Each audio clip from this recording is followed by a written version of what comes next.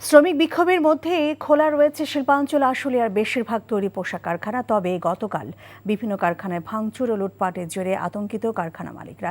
যৌথ বাহিনীর সমন্বয়ে আজও তৈরি পোশাক শিল্প কারখানাগুলোর নিরাপত্তায় নিয়োজিত রয়েছে পুলিশ, র্যাব, বিজিবি ও সেনা সদস্যরা। এরপরও আশুলিয়ায় বেশ কয়েকটি কারখানায় কাজ বন্ধ রেখে শ্রমিকরা বিক্ষোভ করছে। ওদিকে ধামরাইতে বেতন বৈষম্যের প্রতিবাদে বাটার কারখানার সামনে বিক্ষোভ করছেন শ্রমিকরা। কয়েকশো শ্রমিক সকালে কাজে যোগ না দিয়ে বিক্ষোভ করেন। আইন শৃঙ্খলা বাহিনীর সদস্যরা বলছেন, শ্রমিকদের দাবি নিয়ে কয়েকটি শিল্প কারখানা কর্তৃপক্ষের ত্রুটি ও সমন্বয়হীনতা রয়েছে, যা গোটা শিল্প এলাকাকে অস্থিতিশীল করে তুলেছে। বৈষম্য বিরোধী ছাত্র আন্দোলনে সাভারে মাদ্রাসা শিক্ষার্থী সায়াদ মাহমুদ খান সাদকে গুলি করে হত্যার ঘটনায় শেখ হাসিনা সহ ৬৫ জনকে আসামি করে আরও একটি মামলা দায়ের করা হয়েছে। সকালে সাভার মডেল থানায় মামলাটি রেকর্ড করা হয়। বাদী নিহত শিক্ষার্থীর বাবা সৌদি প্রবাসী বাহাদুর খান। শেখ হাসিনা ছাড়াও মামলায় আসামি করা হয়েছে আওয়ামী লীগ সাধারণ সম্পাদক ওবায়দুল কাদের, সাবেক স্বরাষ্ট্রমন্ত্রী আসাদুজ্জামান খান কামাল, সাবেক আইনমন্ত্রী আনিসুল হককে। গত ২০ জুলাই সাভারের শাহীবাগ এলাকায় বিক্ষোভকারীদের সঙ্গে পুলিশের ব্যাপক সংঘর্ষ হয়। এতে গুলিবিদ্ধ হন স্থানীয় জাবালে নূর দাখিল মাদ্রাসার ৬ষ্ঠ শ্রেণীর শিক্ষার্থী সাদ। হাসপাতালে নেয়ার পর তার মৃত্যু হয়। অন্তর্বর্তী সরকার কি সংস্কার করবে তা জনগণের সামনে তুলে ধরা উচিত বলে মন্তব্য করেছেন বিএনপির মহাসচিব মির্জা ফখরুল ইসলাম আলমগীর। জাতীয়তাবাদী মহিলা দলের ৪৬তম প্রতিষ্ঠা বার্ষিক উপলক্ষে সকালে দলের নেতাদের সাথে শহীদ প্রেসিডেন্ট জিয়াউর রহমানের মাজারে শ্রদ্ধা নিবেদন শেষে তিনি কথা বলেন। মির্জা ফখরুল বলেন যে স্বাধীনতা অর্জিত হয়েছে তার সুফল পেতে গণতন্ত্র ও আইনের শাসন প্রতিষ্ঠা করতে হবে। যৌক্তিক সময়ের মধ্যে সংস্কার সম্পন্ন করে নির্বাচনের ব্যবস্থা করা উচিত। প্রশ্নের জবাবে মির্জা ফখরুল আরও বলেন, পারস্পরিক শ্রদ্ধাবোধের মাধ্যমে ভারত বাংলাদেশের সম্পর্ক হওয়া উচিত। সংস্কারগুলো ঘোষণা করে সেগুলো তুলে ধরা এবং সেটার সময় যাতে করে সুনির্দিষ্ট একটা যৌক্তিক সময়ের মধ্যে নির্বাচন হতে পারে। দুর্ভাগ্যজনকভাবে আমরা দেখতে পাচ্ছি শুধু বাংলাদেশ নয়, পার্শ্ববর্তী দেশগুলোর সঙ্গেও ভারতের সম্পর্ক খুব ভালো যায়। অন্যতম প্রধান কারণ আমার কাছে যেটা মনে হয় যে ভারত সবসময় একটা প্রভুত্ব একটা রাজনীতি তারা এই দেশগুলোর সঙ্গে পার্শ্ববর্তী দেশগুলোর সঙ্গে করেছে, যেটা ভারতের জন্য না, পার্শ্ববর্তী দেশগুলোর জন্য শুভ বয়ান নয়। ছাত্র জনতার আন্দোলনে জুলাই গণহত্যার হতাহতের বিষয়ে তথ্য চেয়ে দেশের বিভিন্ন হাসপাতাল ও কবরস্থান কর্তৃপক্ষ সহ সব জেলা প্রশাসকদের চিঠি দেবে আন্তর্জাতিক অপরাধ ট্রাইব্যুনাল।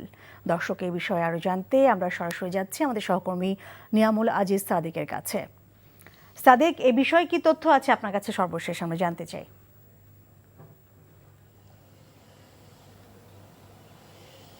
লীনা, আপনি জানেন যে আন্তর্জাতিক অপরাধ ট্রাইব্যুনাল যেটি নতুন করে পুনর্গঠিত হচ্ছে, কিছুদিন আগে বিশেষ করে ৫ সেপ্টেম্বর এই জায়গায় প্রসিকিউশন টিমটিকে পুনর্গঠন করা হয়েছে, যেখানে প্রধান প্রসিকিউটর করা হয়েছে, চিফ প্রসিকিউটর করা হয়েছে অ্যাডভোকেট তাজুল ইসলামকে। তার সাথে যারা আছেন, এটি পুনর্গঠিত হয়ে আরও 10 জনের সদস্য হবে বলে আমাদেরকে জানিয়েছে প্রসিকিউশন। একই সঙ্গে কিছুক্ষণ আগে আমরা কথা বলেছি চিফ প্রসিকিউটরের সঙ্গে। তিনি বলেছেন বিশেষ করে এই যে বিল্ডিংটি আপনি দেখছেন, এই বিল্ডিংটিতে এর আগেও আন্তর্জাতিক অপরাধ ট্রাইব্যুনাল মানবতা বিরোধী অপরাধের বিচার হয়েছে। সেই বিচারের ধারাবাহিকতায় কিন্তু এটি একটি ঐতিহাসিক জায়গা।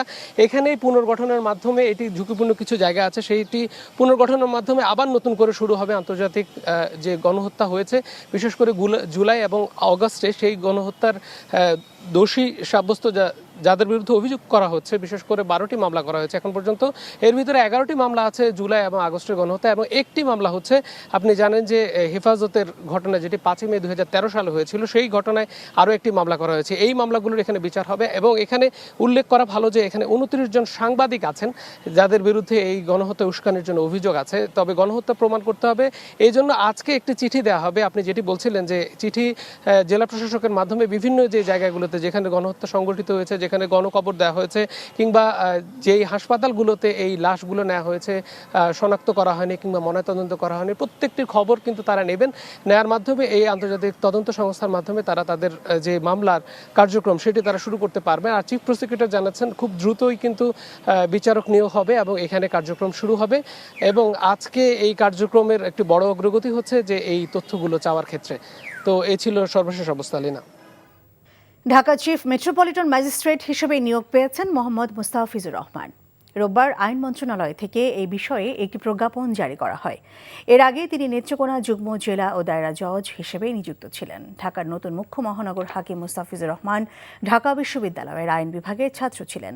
বিচার বিভাগে তিনি সৎ এবং মেধাবী বিচারক হিসেবে পরিচিত। ময়মনসিংহ জেলার গফরগাঁও উপজেলায় জন্ম মুস্তাফিজুর রহমানের। হাসপাতালের আইসিইউতে থাকা প্রখ্যাত চিত্রশিল্পী, নাট্য নির্দেশক ও শিল্প গবেষক মুস্তফা মনোয়ারের শারীরিক অবস্থা অপরিবর্তিত রয়েছে।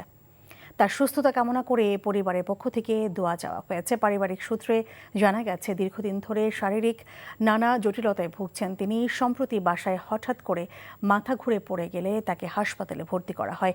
পরে শনিবার তার শারীরিক অবস্থার আরও অবনতি হলে তাকে লাইফ সাপোর্টে নেওয়া হয়। কিছুদিন পূর্বে দিল্লি থেকে প্রস্টেট ক্যান্সারের চিকিৎসা নিয়ে দেশে ফেরেন তিনি। ফুটবল ফেডারেশন নির্বাচনে কাজী মোহাম্মদ সালাউদ্দিনকে খালি মাঠে গোল দিতে দেবেন না বলে জানিয়েছেন ক্রীড়া সংগঠক তরফদার রুহুল আমিন। দুর্নীতির জন্য সালাউদ্দিনের শাস্তি চান তিনি। অন্যদিকে এখনই সালাউদ্দিনের সঙ্গী হচ্ছেন না বলে মন্তব্য বর্তমান পর্ষদের সহসভাপতি ইমরুল হাসান। রিপোর্ট কৌশল ইয়াসিরের।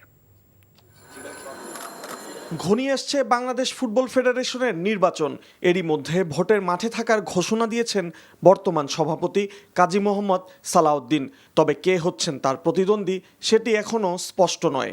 গতবার সভাপতি পদে নির্বাচনের ঘোষণা দিয়েও শেষ মুহূর্তে নাম প্রত্যাহার করেন তরফদার রুহুল আমিন। তবে এবার সালাউদ্দিনকে খালি মাঠে গোল দিতে দেবেন না বলে জানিয়েছেন তিনি। ঠিক কোন কারণে নির্বাচনে আসেননি রুহুল আমিন, সে বিষয়টিও সামনে নিয়ে এসেছেন এই ক্রীড়া সংগঠক। সালাম মুর্শিদি সহ কাজী সালাউদ্দিন সহ তাদেরকে কাঠগড়ায় দাঁড়াইতে হবে। অভিযোগ হচ্ছে যে তাদের এই যে ফুটবলে যে এতগুলো টাকা আসে, সেই টাকা কোথায় গেল, কোথায় কী কী খাতে খরচ হলো, এটা নিয়ে ব্যাপক আলোচনা হয়েছে। আমাদের অনেক কিছু জিনিস ইনকোয়ারি থামিয়ে দেওয়া হয়েছে বিভিন্নভাবে। এই যে গভর্নমেন্ট থেকে 20 কোটি টাকা দিল, সেই টাকারও কিন্তু হিসাব ঠিক মতো দেওয়া হয়নি। নির্বাচন করতে যায় আমরা ওনার রসনলে পড়ি এবং আমাদেরকে গভর্নমেন্টের বিভিন্ন সংস্থাকে একজন সংস্থা আমাদেরকে ডেকে নিয়ে বললো যে ফুটবলের নির্বাচন আমার করা যাবে না সরাসরি। ওই সময় দেশের বাইরে চলে গিয়েছিলাম আর কি।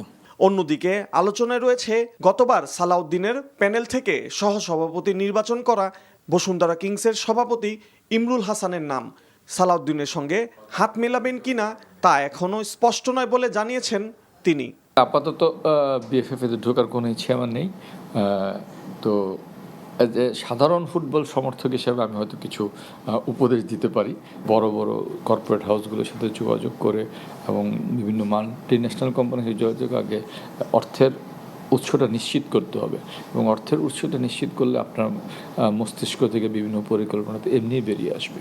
আগামী 26 অক্টোবর বাফুফে নির্বাচন, যেখানে পঞ্চমবারের মতো প্রতিদ্বন্দ্বিতা করতে চলেছেন কাজী সালাউদ্দিন। কুশল ইয়াসির, এনটিভি নিউজ, ঢাকা।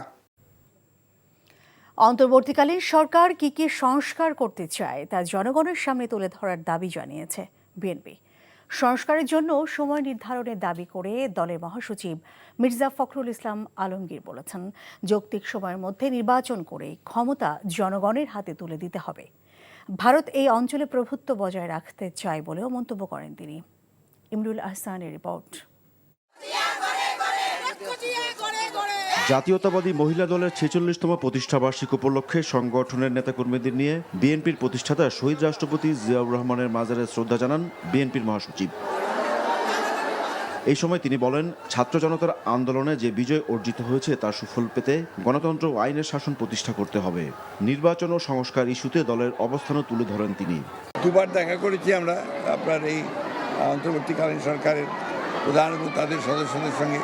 প্রত্যেকবারই বলে এসেছি আমরা যে একটা সংস্কারগুলো ঘোষণা করে যেটা তারা করতে চান সেগুলো জনগণের সামনে তুলে ধরা এবং সেটার সময় নির্ধারণ করা, যাতে করে সুনির্দিষ্ট একটা যৌক্তিক সময়ের মধ্যে নির্বাচন হতে পারে এবং জনগণের ক্ষমতা জনগণের হাতে তুলে দেওয়া যেতে পারে, সেই ব্যবস্থা করার জন্য আমরা তাদেরকে অনুরোধ করি।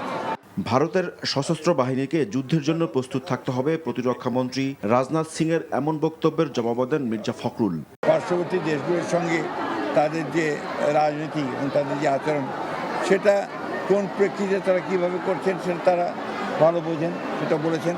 কিন্তু দুর্ভাগ্যজনকভাবে আমরা দেখতে পাচ্ছি শুধু বাংলাদেশ নয়, পার্শ্ববর্তী দেশগুলোর সঙ্গেও ভারতের সম্পর্ক খুব ভালো যাচ্ছে না।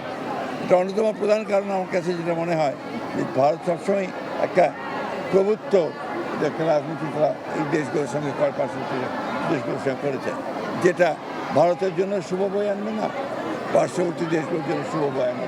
সুতরাং পারস্পরিক সম্মানের ভিত্তিতে, মর্যাদার ভিত্তিতে, পারস্পরিক স্বার্থের ভিত্তিতে সেই সম্পর্কে গড়ে তোলা উচিত বলে আমরা মনে করি। গণতন্ত্র পুনরুদ্ধারে বিএনপির আন্দোলন অব্যাহত থাকবে বলেও জানান বিএনপির মহাসচিব। Imrul Ahsan, NTV news, Dhaka. BDR বিদ্রোহে বিস্ফোরক দ্রব্য মামলার 17 স্পেশাল পাবলিক প্রসিকিউটরের নিয়োগ বাতিল করেছে আইন মন্ত্রণালয়। এক প্রজ্ঞাপনে আইনজীবীদের তালিকা সহ নিয়োগ বাতিলের এই আদেশ দেওয়া হয়। গত 5 সেপ্টেম্বর উপ সলিসিটর সানা মোহাম্মদ মাহরুফ হোসাইন স্বাক্ষরিত এক আদেশে তাদের নিয়োগ বাতিল করা হয়। 2009 সালে 25 ও 26 ফেব্রুয়ারি এই দুদিনে তৎকালীন বিডিআর, বর্তমানে বিজিবি সদর দফতর পিলখানায় বিদ্রোহের নামে হত্যা করা হয় 57 সেনা কর্মকর্তা সহ 74 জনকে। ঘুষ দুর্নীতি বন্ধের মাধ্যমে কারাগারের বেশিরভাগ সমস্যা সম্ভব বলে মন্তব্য করেছেন স্বরাষ্ট্র উপদেষ্টা অবসরপ্রাপ্ত লেফটেন্যান্ট জেনারেল মোহাম্মদ জাহাঙ্গীর আলম চৌধুরী। রাজধানীর বকশীবাজারে কারা অধিদপ্তরে কারা কর্মকর্তাদের সাথে মত বিনিময় সভায় তিনি এসব কথা বলেন। উপদেষ্টা বলেন, বৈষম্য বিরোধী ছাত্র আন্দোলন শুধু কোটার জন্য হয়নি, এর পেছনে মূল কারণ হিসেবে কাজ করেছে বৈষম্য আর ঘুষ, দুর্নীতি ও দ্রব্যমূল্যের ঊর্ধ্বগতি। বলেন, যেভাবেই হোক ঘুষ ও দুর্নীতি বন্ধ করতে হবে। কারাগারকে সংশোধনাগার হিসেবে গড়ে তোলার আহ্বান জানান তিনি। যেইভাবে হোক ঘুষ বন্ধ করতে হবে, এটার কিন্তু কোনো অল্টারনেটিভ নাই। কারারক্ষীরা যে তাদের যে সমস্যার কথা বলে, তাকে একটা বড় সমস্যা তাদের খাওয়ার মান ঠিক নেই। এটার ভিতরে একটা বড় ধরনের ঝামেলা আছে। এটার ভিতরে আপনারা যারা যারা ইনভলভ আছেন তারা সাবধান হয়ে যান। 6 দফা দাবি আদায়ের লক্ষ্যে রাজধানীর তেজগাঁও এলাকায় সড়ক অবরোধ করেছে ঢাকা পলিটেকনিক ইনস্টিটিউটের শিক্ষার্থীরা। সকাল থেকে তেজগাঁও 7 রাস্তা এলাকায় সড়কে অবস্থান নেন ঢাকা পলিটেকনিক ইনস্টিটিউটের শিক্ষার্থীরা। 6 দফা দাবি পূরণ না হলে আন্দোলন চালিয়ে যাওয়ার কথা জানান শিক্ষার্থীরা। দাবি আদায়ের লক্ষ্যে বিভিন্ন স্লোগান দিয়ে সড়কে অবস্থান নেন তারা। সড়ক অবরোধের কারণে মগবাজার মহাখালী সড়ক, হাতিরঝিল কারওয়ান বাজার সড়ক, 7 রাস্তা থেকে কারওয়ান বাজারমুখী সড়কে তীব্র যানজটের সৃষ্টি হয়। ঘণ্টার পর ঘণ্টা এক জায়গায় বসে থাকতে বাধ্য হন যাত্রীরা, এতে ভোগান্তিতে পড়তে হয় তাদেরকে। লেজুর ভিত্তিক ছাত্র রাজনীতি করে বিশ্ববিদ্যালয়ের হল দখল, শিক্ষক নিয়োগে দলীয়করণ, চাঁদাবাজি ও প্রভাব খাটানো সহ বিভিন্ন নেতিবাচক বিষয়গুলোকে বাদ দিয়ে শিক্ষা ব্যবস্থার আমূল সংস্কারের আহ্বান জানিয়েছে শিক্ষক শিক্ষার্থী প্রতিনিধিরা। ঢাকা বিশ্ববিদ্যালয়ে অনুষ্ঠিত শিক্ষক সমাজের খসড়া উপস্থাপন অনুষ্ঠানে তারা এসব কথা বলেন। নূর হোসেনের রিপোর্ট। সে লক্ষ্যে দীর্ঘমেয়াদী পরিকল্পনা হাতে নিয়ে নতুন বাংলাদেশে আন্তর্জাতিক মানসম্পন্ন, বৈষম্যহীন, নিপীড়নমুক্ত ঢাকা বিশ্ববিদ্যালয় গড়তে এবং বিশ্ববিদ্যালয়ের শিক্ষা ব্যবস্থার আমূল সংস্কারের জন্য খসড়া প্রস্তাব তুলে ধরেছে ঢাকা বিশ্ববিদ্যালয় শিক্ষক সমাজ। ইনস্টিটিউশনাল রিভিউ বোর্ড তৈরি, বিশ্ববিদ্যালয়ের ভর্তি পরীক্ষার আধুনিকায়ন, শিক্ষক নিয়োগে সুনির্দিষ্ট নীতিমালা প্রণয়ন, গেস্টরুম গণরুম ব্যবস্থা বিলোপ এবং গবেষণায় বরাদ্দ বাড়ানোর দাবি জানান শিক্ষকরা। একজন টোটাল 12টা পজিশন নিয়েছেন, এরকম আমরা দেখেছি। আমরা মনে করছি সেই জায়গা থেকে বেরিয়ে এসে একজন সর্বোচ্চ একটা দায়িত্ব নেবেন, নাম্বার 1। এবং শিক্ষক সমিতিতে যারা আছেন তারা অন্য কোনো পজিশনে থাকতে পারবেন না, তাদেরকে বার্গেইন করতে হবে। আপনি যদি শিক্ষক সমিতিতেও থাকেন, পাশাপাশি আপনি যদি বিভিন্ন বডিতে থাকেন, তাহলে বার্গেইনটা করবে কে কার সাথে। হলে ভালো সিটের কথা বলছি, আমাদের মেডিকেল সেন্টারে ভালো ট্রিটমেন্টের কথা বলছি, আমরা যেমন বিশ্ববিদ্যালয়ে বিভিন্ন সুযোগ সুবিধার কথা বলছি, কোনোটি কিন্তু সম্ভব নয়। সেজন্য আপনাদের সবার কাছে অনুরোধ রাখবো যে সরকারটি এখন আছে এবং পরবর্তী সরকার যেন শিক্ষাক্ষেত্রে বাজেট বৃদ্ধি করে, সেজন্য আমাদেরকে একটা আন্দোলন চালিয়ে যেতে হবে। আলোচনায় অংশ নিয়ে বৈষম্যবিরোধী ছাত্র আন্দোলনের 2 সমন্বয়ক বলেন, এতদিন শিক্ষার্থীদের হতাশ করেছে ঢাকা বিশ্ববিদ্যালয়। যারা ঢাকা বিশ্ববিদ্যালয়ে ভর্তি হয় সবসময় সিটের জন্য নিজের যে স্বকীয়তা আছে, নিজের যে মেরুদণ্ড আছে, সব কিছু একদম বিকিয়ে দিতে হয়। ঢাকা বিশ্ববিদ্যালয় যখন আসে তখন তার একটা সিটের জন্য রাত দিন গণরুম, গেস্টরুম যে অপসংস্কৃতি, সেটার মধ্য দিয়ে তাকে যেতে হয়। শিক্ষকদের দাবি শুনে তা বাস্তবায়নের চেষ্টার আশ্বাস দেন উপাচার্য। বলেন, বিশ্ববিদ্যালয় দেশের মানুষের সম্পদ, এজন্য বিশ্ববিদ্যালয়কে মানুষের কল্যাণে কাজ করতে হবে। এই বিচারাই বলেন না কেন, ঢাকা বিশ্ববিদ্যালয়ের যে কোনো সম্পদ, যে সম্পদের কথা বলেন, এটি নিয়াজ আহমেদ খান কিংবা রুয়েট ব্যক্তিগত সম্পদ নয়, সেটা জনগণের সম্পদ। জনগণ যেভাবে চাইবে সেভাবে চলবে। বিশ্ববিদ্যালয়ে যে মৌলিক লক্ষ্য, এটি সমাজের প্রতিষ্ঠান, সমাজের জন্য জ্ঞান উৎপাদন করবে, বিতরণ করবে, সঞ্চালন করবে। নতুন বাংলাদেশে নতুন বিশ্ববিদ্যালয় গড়তে সবাইকে এগিয়ে আসার আহ্বানও জানায় বিশ্ববিদ্যালয় শিক্ষক সমাজ। নূর হোসেন, এনটিভি নিউজ, ঢাকা। বঙ্গোপসাগরে একটি গভীর নিম্নচাপ হয়েছে। এজন্য দেশের সমুদ্র বন্দরগুলোকে ৩ নম্বর স্থানীয় সতর্ক সংকেত দেখিয়ে যেতে বলা হয়েছে। আবহাওয়া অধিদপ্তর আজ এই সতর্কতা জারি করে। মূলত নিম্নচাপটি ভারতের ওড়িশা উপকূল দিয়ে অতিক্রম করতে পারে। গভীর নিম্নচাপটির প্রভাবে দেশের বিভিন্ন স্থানে কিছুটা বৃষ্টিপাত হবে বলে জানিয়েছে আবহাওয়া অফিস। তবে মঙ্গলবারের পর দেশের বিভিন্ন স্থানে উল্লেখযোগ্য পরিমাণ বৃষ্টি হতে পারে। আর 11, 12 ও 13 সেপ্টেম্বর সম্ভাবনা রয়েছে ভারী বৃষ্টির। এর ফলে দেশের পূর্ব, উত্তর পূর্ব ও দক্ষিণ পূর্ব অঞ্চলে পানি বৃদ্ধির আশঙ্কা রয়েছে।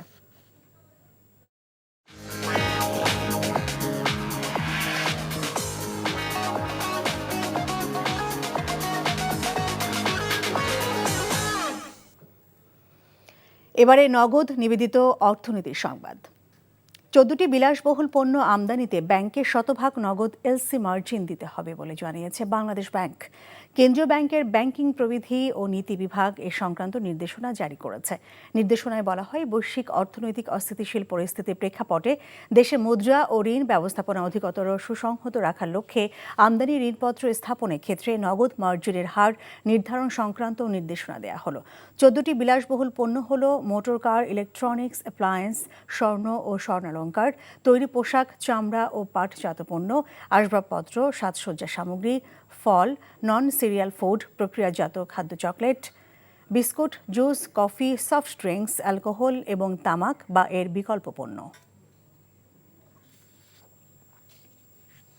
আড়িয়াল বিলে যেন আর ড্রেজার না আসে সে বিষয়ে মুন্সিগঞ্জ জেলা প্রশাসনকে কঠোর নির্দেশনা দিয়েছেন অন্তর্বর্তীকালীন সরকারের পরিবেশ উপদেষ্টা সৈয়দ রিজওয়ানা হাসান।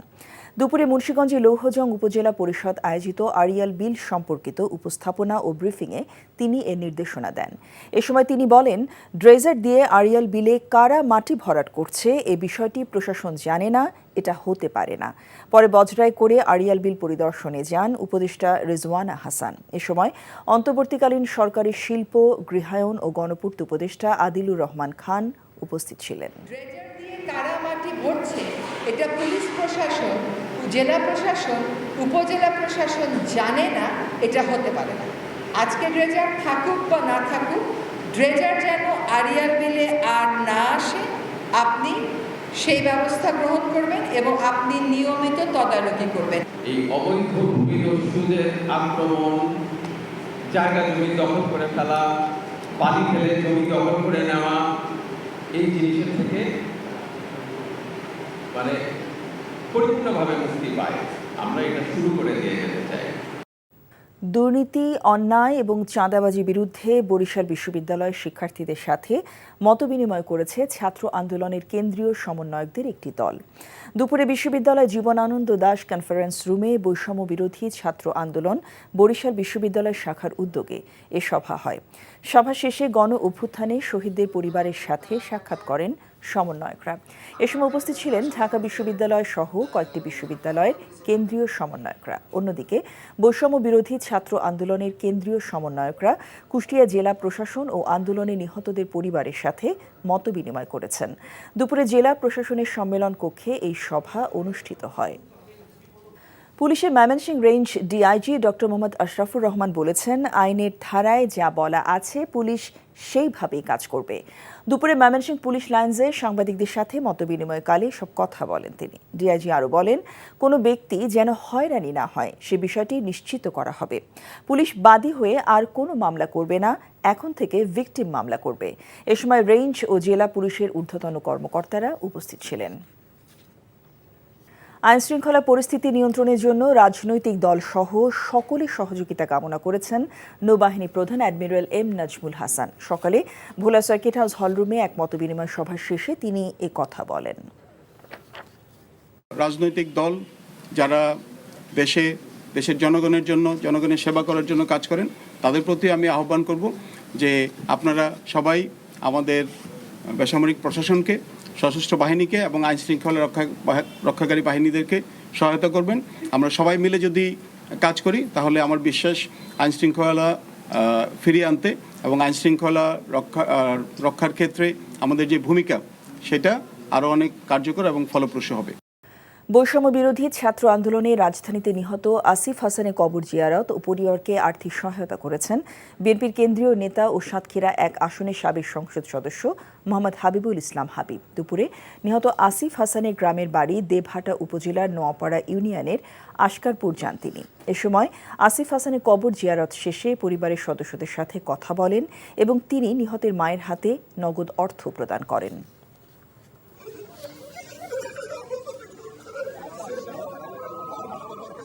5 অগস্ট বগুড়া সদর উপজেলায় ক্ষতিগ্রস্তদের দেখতে যান বিএনপি চেয়ারপারসনের উপদেষ্টা হেলালুজ্জামান তালুকদার লালু।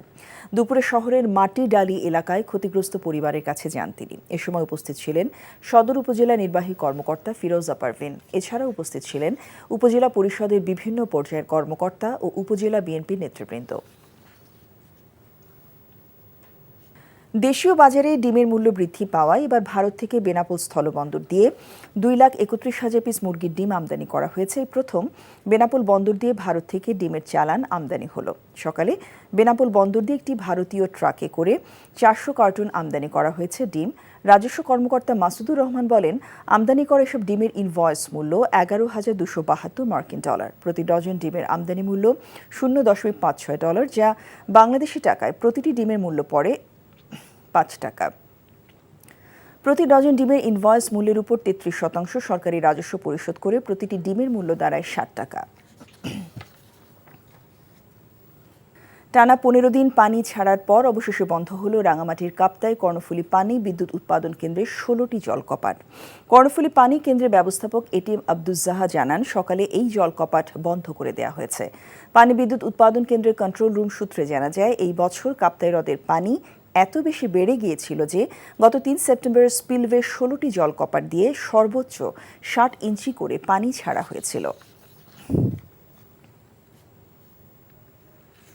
নোয়াখালী সোনাইমুড়ি উপজেলায় বন্যার্তদের মাঝে ত্রাণ বিতরণ করেছে বিএনপি। সকালে বিএনপি ভারপ্রাপ্ত চেয়ারম্যান তারেক রহমানের পক্ষ থেকে উপজেলার 2 নং নদনা ইউনিয়নের বগাবাড়িয়া এবং মানিপুর গ্রামে প্রায় কয়েক শত পরিবারের মাঝে এসব ত্রাণ পৌঁছে দেওয়া হয়। ত্রাণ বিতরণ অনুষ্ঠানে নোয়াখালী জেলা বিএনপি ও অঙ্গ সংগঠনের নেতৃবৃন্দরা উপস্থিত ছিলেন। মুন্সিগঞ্জে গজারিয়ায় নিরপরাধের বিরুদ্ধে গায়েবী মামলা দেওয়ার প্রতিবাদ জানিয়ে মানববন্ধন করেছে স্থানীয় ক্ষুব্ধ এলাকাবাসী। সকালে গজারিয়ার সর্বস্তরে জনগণের ব্যানারে উপজেলা পরিষদ মিলনায়তনের সামনে রসুলপুর ভবেরচর সড়কে ঘণ্টাব্যাপী এ মানববন্ধন অনুষ্ঠিত হয়। এতে অংশ নেয় কয়েক শতাধিক এলাকাবাসী ও বিএনপি নেতাকর্মীরা। গাছ কাটা বন্ধ, কাঁচা পাকা রাস্তা পাকা করা এবং পরিবেশ রক্ষার দাবিতে দিনাজপুরে নবাবগঞ্জে মানববন্ধন করেছে শিক্ষার্থীরা। দুপুরে উপজেলার শিবরামপুরে রাস্তার পাশে দাঁড়িয়ে বিভিন্ন শিক্ষা প্রতিষ্ঠানের কোমলমতি শিক্ষার্থীরা মানববন্ধনে অংশ নেয়। তাদের অভিযোগ, কাঁচা রাস্তা দীর্ঘদিন ধরে মেরামত করা হয়নি। এছাড়া একটি চক্র রাস্তার পাশের গাছগুলো কেটে নিচ্ছে। তাই অভিযুক্তদের বিরুদ্ধে দ্রুত স্থানীয় প্রশাসনকে ব্যবস্থা নেওয়ার দাবি জানানো হয়। বিগত সরকার প্রায় 60,000 কোটি টাকা ছাপানোর ফলে মূল্যস্ফীতি বেড়েছে, তা সহনীয় পর্যায়ে আনতে সময় লাগবে বলে জানিয়েছেন অর্থ উপদেষ্টা ডক্টর সালেউদ্দিন আহমেদ। আর আইনের শাসন প্রতিষ্ঠা করতে পারলেই অন্তর্বর্তী সরকার দায়িত্ব ছেড়ে দেবে বলে জানিয়েছেন সমাজ কল্যাণ উপদেষ্টা শারমিন এস মুর্শিদ। সোমবার সচিবালয়ে পৃথক অনুষ্ঠানে এসব বলেন তারা। রিপোর্টে আরও জানাচ্ছেন রোকনউদ্দিন। সোমবার দুপুরে অর্থ উপদেষ্টার সাথে সৌজন্য সাক্ষাৎ করেন ইউএনডিপির আবাসিক প্রতিনিধি। এ সময় সহায়তা অব্যাহত রাখার পাশাপাশি অর্থনৈতিক খাতের সংস্কারে কারিগরি ও বিশেষজ্ঞদের মাধ্যমে সহায়তার আশ্বাস মিলেছে বলে জানান উপদেষ্টা। সাক্ষাৎ শেষে তার কাছে সাংবাদিকদের প্রশ্ন ছিল, এখনো 10-এর উপরে থাকা মূল্যস্ফীতি কমাতে কি পদক্ষেপ নেওয়া হচ্ছে।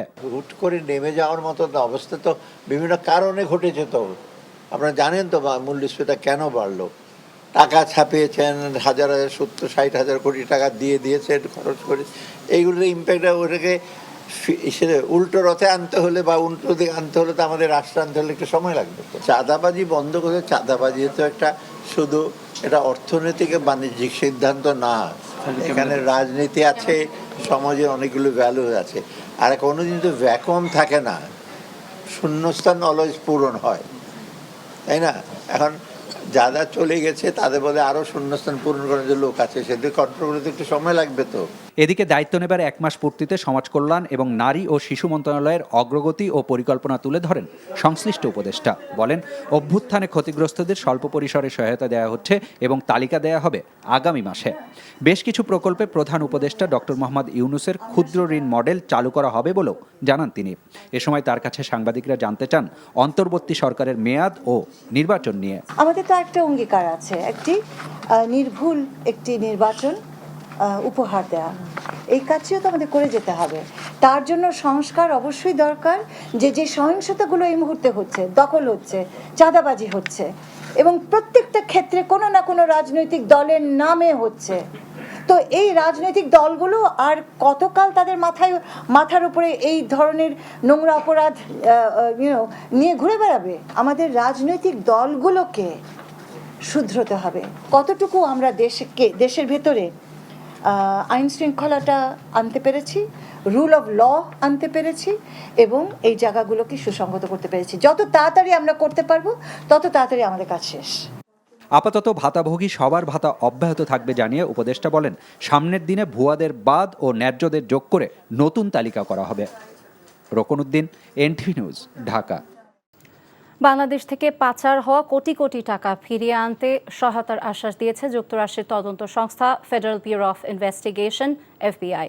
সোমবার দুপুরে রাজধানীর দুর্নীতি দমন কমিশনের সংস্থাটির কর্মকর্তাদের সঙ্গে বৈঠক শেষে দুদক সচিব খোরশেদা ইয়াসমিন একথা জানান। দুদক কার্যালয় FBI এর লিগ্যাল অ্যাটাচে বিভাগের কর্মকর্তা রবার্ট ক্যামেরুনের নেতৃত্বে একটি টিম কমিশনারদের সঙ্গে দেখা করেন। সচিব বলেন, আওয়ামী লীগ সরকারের আমলে দেশ থেকে বিভিন্ন উপায়ে পাচার হওয়া কোটি কোটি ফেরত আনার বিষয়ে ইতোমধ্যে কাজ শুরু হয়েছে। শেখ হাসিনার আমলের 2 শতাধিক গুরুত্বপূর্ণ ব্যক্তির বিরুদ্ধে তদন্ত শুরু হয়েছে। তবে এ নিয়ে টাস্ক ফোর্স গঠনের সিদ্ধান্ত হয়নি বলেও জানান তিনি।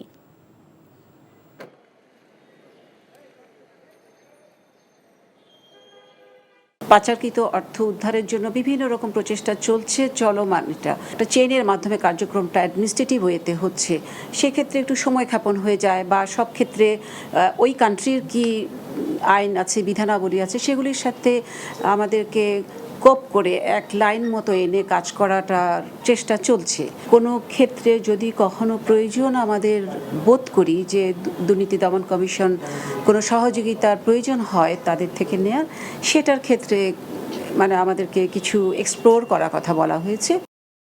অন্তর্বর্তীকালীন সরকারের প্রধান উপদেষ্টা ডক্টর মোহাম্মদ ইউনূসের সাথে সৌজন্য সাক্ষাৎ করেছেন বাংলাদেশে নিযুক্ত ভ্যাটিকানের রাষ্ট্রদূত কেভিন রান্টেল। সোমবার রাষ্ট্রীয় অতিথি ভবন যমুনায় প্রধান উপদেষ্টার সাথে সাক্ষাৎ করেন কেভিন রান্টেল। এ সময় প্রধান উপদেষ্টা বলেন, অন্তর্বর্তী সরকারের প্রধান ফোকাস হচ্ছে আইন শৃঙ্খলা পরিস্থিতি এবং ইতোমধ্যে দেশের নিরাপত্তা পরিস্থিতির উন্নতি হয়েছে বলে জানান তিনি। ডক্টর ইউনূস জানান, প্রধান উপদেষ্টা হিসেবে দায়িত্ব নেয়ার 1 মাসেই অন্তর্বর্তী সরকার গুরুত্বপূর্ণ সংস্কার করেছে। আলোচনায় ভ্যাটিকান রাষ্ট্রদূত বাংলাদেশে বসবাসকারী 10 লাখেরও বেশি রোহিঙ্গার জন্য সহায়তা বাড়ানোর প্রয়োজনীয়তার উপর জোর দেন। ডক্টর ইউনূস রোহিঙ্গা জনগণের জন্য হোলি সি এর কাছে সমর্থন চেয়েছেন। শিক্ষা কাঠামোর নানা সংস্কার সহ 10 দফা দাবিতে রাজধানীতে রাস্তা অবরোধ করে আন্দোলন করেছে কারিগরি শিক্ষা প্রতিষ্ঠানের শিক্ষার্থীরা। উচ্চশিক্ষার সুযোগ বৃদ্ধি এবং কর্মক্ষেত্রে নিয়োগ প্রক্রিয়ার পরিবর্তন চান তারা। এদিকে সকাল থেকে রাস্তা বন্ধ থাকায় সীমাহীন যানজটে ব্যাপক ভোগান্তিতে পড়েন সাধারণ মানুষ। শফি মাহমুদ সাগরের রিপোর্ট। বেশ কিছুদিন ধরেই কারিগরি শিক্ষা ব্যবস্থার সংস্কারের দাবিতে দেশের বিভিন্ন এলাকায় আন্দোলন করছে শিক্ষার্থীরা। কেন্দ্রীয় কর্মসূচির অংশ হিসেবে 6 দফা দাবিতে সকাল থেকে রাজধানীর তেজগাঁও শিল্প এলাকার সড়ক অবরোধ করেন বিভিন্ন কারিগরি প্রতিষ্ঠানের শিক্ষার্থীরা। ডিপ্লোমা ইঞ্জিনিয়ারিং কোর্স 4 বছর মেয়াদি এবং প্রতি সেমিস্টার 6 মাস করা সহ প্রতিষ্ঠান পরিচালনা এবং চাকরিতে নিয়োগ প্রক্রিয়ার সংস্কারের দাবি জানান আন্দোলনকারীরা। আমাদের যে কারিগরির যে পদগুলো আছে সেগুলোতে আমরা যারা কারিগরি স্টুডেন্টরা আছি তারা যাতে এই পদগুলো পায় সেটা দাবি আমরা জানাচ্ছি। আমাদের চাকরির স্তর কোথায়, আমাদের চাকরির সেক্টর কোথায়? 10,000 টাকা বেতনে চাকরি করে ঢাকা শহরে একজন ইঞ্জিনিয়ার কিভাবে টিকে থাকবে? সেই যে বিষয়গুলো সে সরকার কেন দেখছেন না? যৌক্তিক সময়ের মধ্যে এই দাবিগুলো আদায়ের জন্য তারা বলে আমাদেরকে আশ্বস্ত করে, সেক্ষেত্রে আমরা এক্ষুনি এই মাঠ ছেড়ে চলে যাব। ব্যস্ত সড়ক অবরোধ করায় সৃষ্টি হয় দীর্ঘ যানজটের। ঘন্টার পর ঘন্টা রাস্তায় আটকে থেকে চরম ভোগান্তিতে পড়েন যাত্রীরা। আমরা বসে আছি অনেকক্ষণ যাবৎ, প্রায় 2 ঘন্টা 3 ঘন্টা পর্যন্ত বয়ে রয়েছি। প্রত্যেকটা রাস্তা বন্ধ করে যে এই ধরনের কাজগুলা করতেছে, এটা তো কাম্য না, এটা অন্যান্য মানুষের পেরেশান। আমরা যদি কর্ম না করতে পারি, আমাদের কাজ না করতে পারি, তো আমরা কিভাবে চলবো? সবসময় যদি আন্দোলন থাকে, আমাদের প্রতিও তো ওনাদেরকে দেখতে হবে, তাই না? সন্ধ্যায় কারিগরি ও মাদ্রাসা শিক্ষা বোর্ডের সচিবের সব দাবি মেনে নেওয়ার আশ্বাসে সড়ক থেকে অবরোধ তুলে নেয় আন্দোলনকারীরা। শফি মাহমুদ সাগর, এনটিভি নিউজ, ঢাকা। আগামী 1 অক্টোবর থেকে সুপার শপে পলিথিন শপিং ব্যাগ রাখা যাবে না বলে জানিয়েছেন পরিবেশ, বন এবং জলবায়ু বিষয়ক উপদেষ্টা সৈয়দা রিজওয়ানা হাসান। সচিবালয় স্টেক হোল্ডারদের সাথে অনুষ্ঠিত সভায় তিনি একথা বলেন। পলিথিন ব্যাগ সুপার শপে রাখা যাবে না, এসব ব্যাগ ক্রেতাদের দেয়া যাবে না। বিকল্প হিসেবে সুপার শপে বা এর সামনে পাট ও কাপড়ের ব্যাগ ক্রয়ের জন্য রাখা হবে। এই প্রক্রিয়া দেখভাল করার জন্য তরুণ এবং শিক্ষার্থীদের সম্পৃক্ত করা হবে। আগামী 15 সেপ্টেম্বর থেকে প্রিন্ট এবং ইলেকট্রনিক মিডিয়ায় বিষয়টি ব্যাপকভাবে প্রচার করা হবে। পত্রিকায় গণবিজ্ঞপ্তিও প্রকাশ করা হবে। নতজানু পররাষ্ট্র নীতির কারণে আন্তঃসীমান্ত নদীতে নিজেদের অধিকার প্রতিষ্ঠা করতে পারেনি বাংলাদেশ। মূলত রাজনৈতিক ফায়দা নিতে এবং ক্ষমতায় টিকে থাকতে ভারতকে খুশি করতে সরকারগুলো এসব করেছে। অভিন্ন নদীর পানির ন্যায্য হিস্যা না পাওয়ায় বাংলাদেশের কৃষি এবং প্রকৃতিতে এর বিরূপ প্রভাব পড়েছে। সকালে জাতীয় প্রেস ক্লাবে নোঙ্গর ট্রাস্ট আয়োজিত সেমিনারে বক্তারা এসব কথা বলেন। নদী বিশেষজ্ঞরা বলেন, কতটি আন্তঃসীমান্ত নদী আছে সেটাই জানা নেই বাংলাদেশের। বলা হয় 54টি নদী আছে, আসলে সেই নদীর সংখ্যা হবে 123টি। প্রতিটি নদীর জন্য ভারতের সাথে চুক্তি করে পানির হিস্যা পেতে হলে কয়েক হাজার বছর লেগে যাবে। তাই সব নদীর জন্য একটি চুক্তি যথেষ্ট বলে মত দেন তারা। অভিন্ন নদীর চুক্তিতে তৃতীয় পক্ষকে অন্তর্ভুক্ত করার দাবি জানান নদী বিশেষজ্ঞরা, যাতে দুই পক্ষের মধ্যে সমস্যা হলে তৃতীয় পক্ষ তা সমাধান করতে পারে।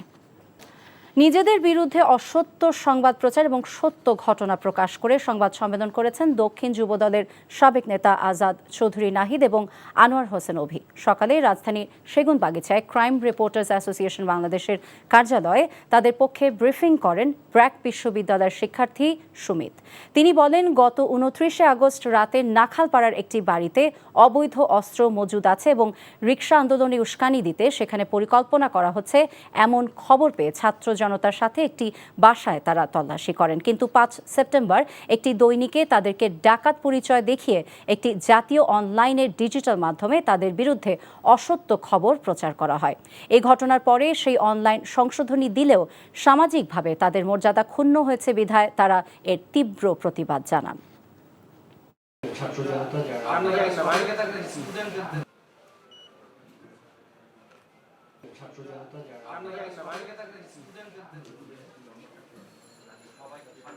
উপস্থিত হতে পারেনি, কিছু টেকনিক্যাল ডিফিকাল্টি ছিল। নাখালপাড়া রিকশা গ্যারেজের মাধ্যমে রিকশা বাহিনী তৈরি করতে পারেন, কারণ আমরা আজকে যে বিষয়টা নিয়ে একত্রিত